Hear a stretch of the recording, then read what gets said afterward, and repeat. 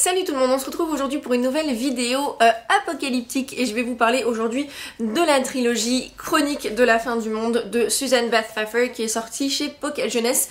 Donc nous avons ici le premier tome au commencement, le deuxième tome L'exil et le troisième tome Les Survivants.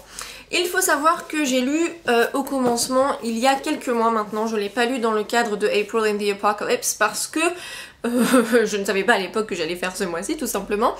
Et quand je l'avais lu, je crois peut-être au mois de novembre ou quelque chose comme ça, j'avais vraiment beaucoup aimé. Je vous en avais déjà parlé et j'avais envie de lire la suite, je l'avais pas à ce moment-là.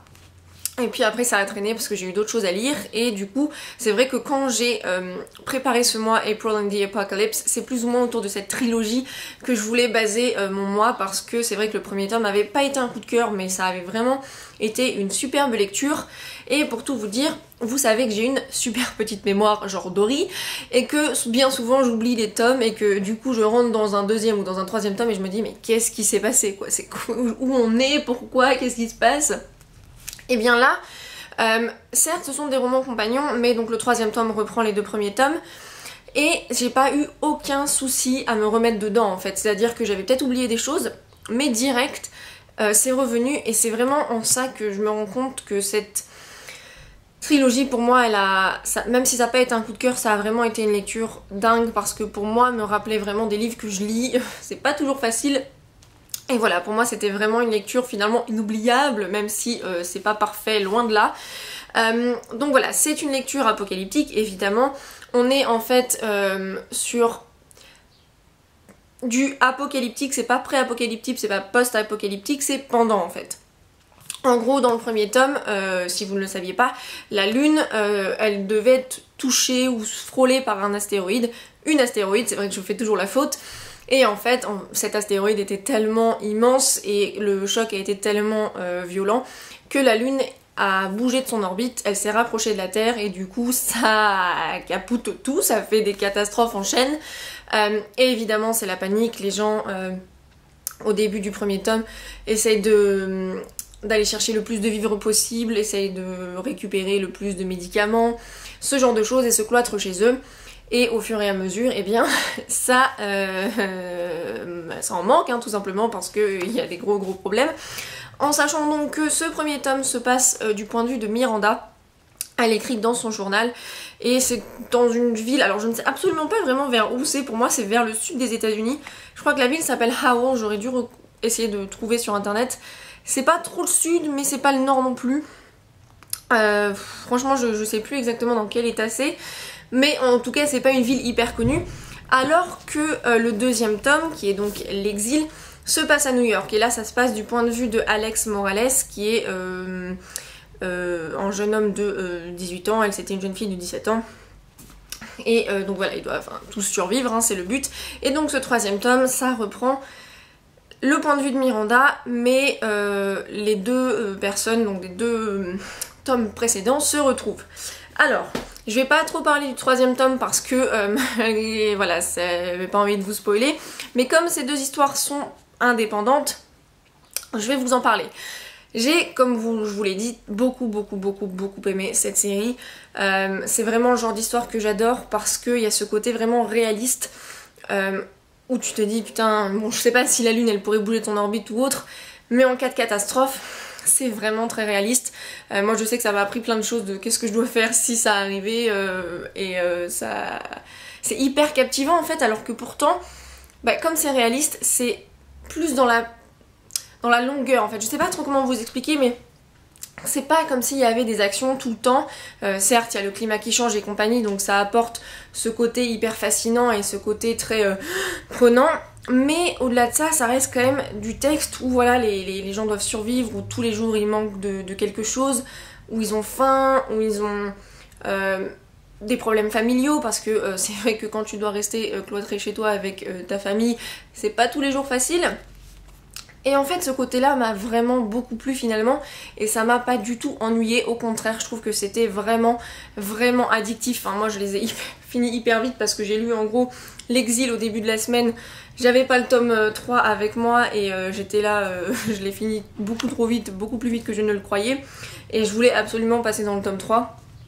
Et finalement il se passe pas tant de choses que ça, mais il y a un côté réaliste et un côté vraiment terre à terre qui me plaît énormément. Et je pense que c'est aussi le but de ces lectures apocalyptiques. C'est vrai que quand on a des lectures apocalyptiques avec un côté un peu surnaturel, avec je sais pas des anges, des aliens, des zombies et compagnie, voilà, on peut se dire que bon, pour les zombies, la contamination, bon, si on veut, on peut y croire.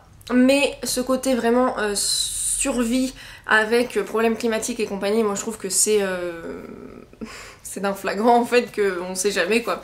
Et voilà, c'est hyper cool. Je vous les recommande chaudement, c'est encore une fois pas parfait. L'écriture elle est pas extraordinaire, mais on est vraiment plongé dedans à fond. C'est très visuel. La seule chose en fait, pourquoi je n'ai pas eu de coup de cœur, c'est que dans chacun des tomes il y a des défauts, et que ces défauts m'ont pas forcément dérangé sur mon appréciation du livre, mais ça m'a empêché effectivement d'avoir des coups de cœur. Dans le premier tome, à la fin, il se passe quelque chose qui fait que je me dis ouais mais ça aurait largement pu arriver plus tôt, et que du coup ça décrédibilise un petit peu le reste. Mais bon, franchement ce premier tome c'est...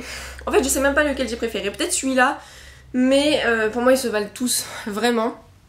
Voilà, c'est juste là, il y a eu un petit problème de crédibilité à la fin, mais après voilà, c'est un avis subjectif, peut-être que vous vous direz bah non mais si c'est normal, tu vois.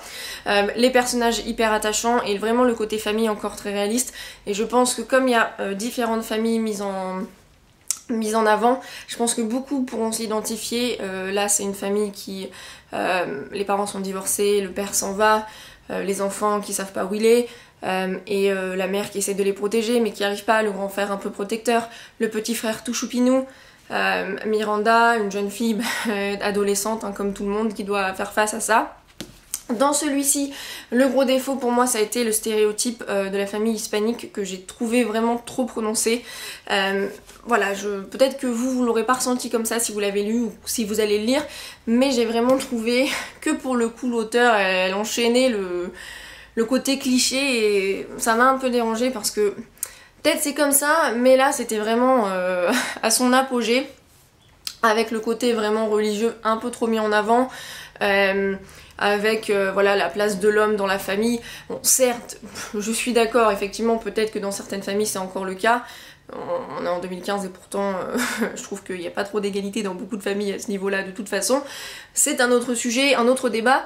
Mais là, voilà, j'ai trouvé que c'était bizarre en sachant qu'en plus le jeune homme a quand même 18 ans, c'est un peu, je veux dire, là, quand il a été écrit c'était en 2011, je sais pas, ça m'a semblé bizarre, mais malgré tout, là ça se passe à New York, donc j'ai vraiment eu un côté qui était hyper différent parce que dans le premier tome ils restent cloîtrés chez eux, et là en fait ils essayent finalement de survivre et de garder leur rythme habituel en continuant à aller à l'école, en continuant à essayer d'aller chercher des vivres, alors que là c'est au tout début qu'ils ont tout rassemblé et après ils doivent faire avec.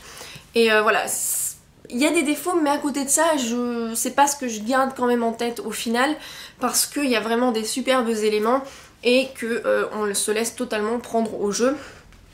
Et dans le troisième tome, je vais juste en parler rapidement parce que comme je vous l'ai dit, je veux pas vous spoiler. Là, ce qui m'a gênée, c'est une relation en particulier. Mais comme je veux pas spoiler, je peux pas trop dire. À un moment donné, il y a eu un côté un peu trop... je sais pas comment le dire. Pas cucul à praline, mais... à un moment donné du livre, j'ai vraiment eu la sensation que l'auteur partait dans quelque chose qui était pas du tout... qui correspondait pas au reste de la série en fait. Alors certes, à un moment donné, voilà, on essaye de nous dire, voilà, l'amour, la famille, c'est ça qui doit prévaloir, tout ça, et je suis d'accord, dans un sens, vu qu'ils ont perdu tout, il vaut mieux rester... soudés et compagnie, mais la façon dont c'était fait, c'était là un peu genre comparé au reste, ça fait un peu bizarre quoi, ça arrive un peu comme un cheveu sous la soupe.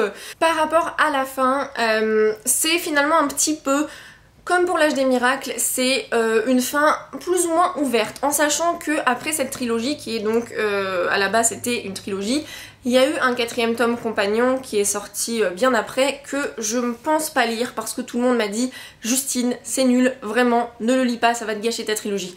J'ai regardé sur Goodreads, c'est vrai que les notes sont 1, 2, 3, 1, 2, 3, et il y a eu beaucoup de gens très déçus. C'est en fait, ça se passe 4 ans après, mais je vais pas vous dire le synopsis du tome 4 parce que faut avoir lu vraiment le tome 3.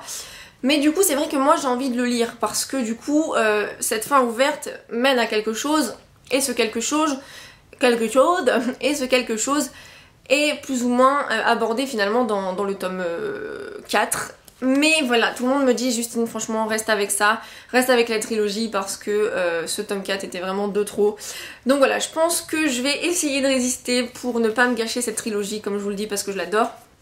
Mais si vous voulez tenter, le tome 4 ne sortira pas en français, il est paru donc en VO. Et si vous l'avez lu, dites-moi en commentaire ce que vous en avez pensé. On verra bien, si un jour je suis un peu trop curieuse, peut-être que bah je craquerai, voilà, tout simplement. Mais voilà, au-delà de ça, vraiment c'est une trilogie que je vous recommande chaudement parce que clairement je sais que moi je vais pas l'oublier de sitôt. Enfin hier j'ai même quand même lâché ma petite larme à la fin du tome 3. C'était hyper prenant et franchement j'en avais genre une boule au cœur, une boule au fond de l'estomac parce que c'était...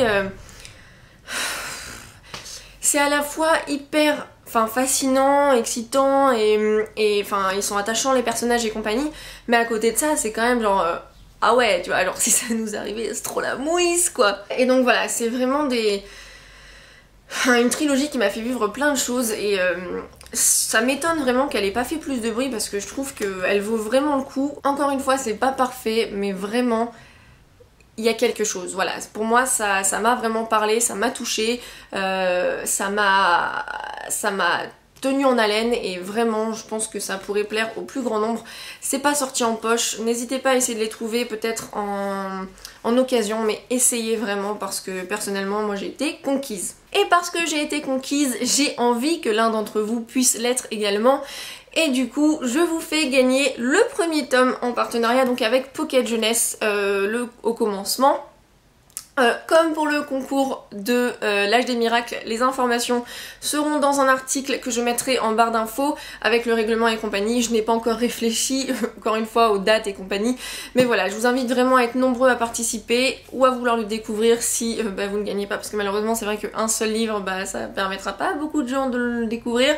Mais vraiment, je vous invite à regarder dans votre bibliothèque, votre médiathèque, je ne sais pas, et d'essayer parce que vraiment, moi ça a été une très belle découverte et une très belle expérience de lecture. Donc évidemment je remercie Pocket Jeunesse de m'avoir permis d'organiser ce concours et j'espère sincèrement que cette vidéo vous aura plu. N'hésitez pas à me dire en commentaire si vous l'avez lu, ce que vous en avez pensé. Et si vous ne l'avez pas lu, est-ce que ça vous tente? Je l'espère sincèrement, j'espère que vous serez contents pour le petit concours. Et en attendant, on se retrouve donc très vite dans la prochaine vidéo. Bye!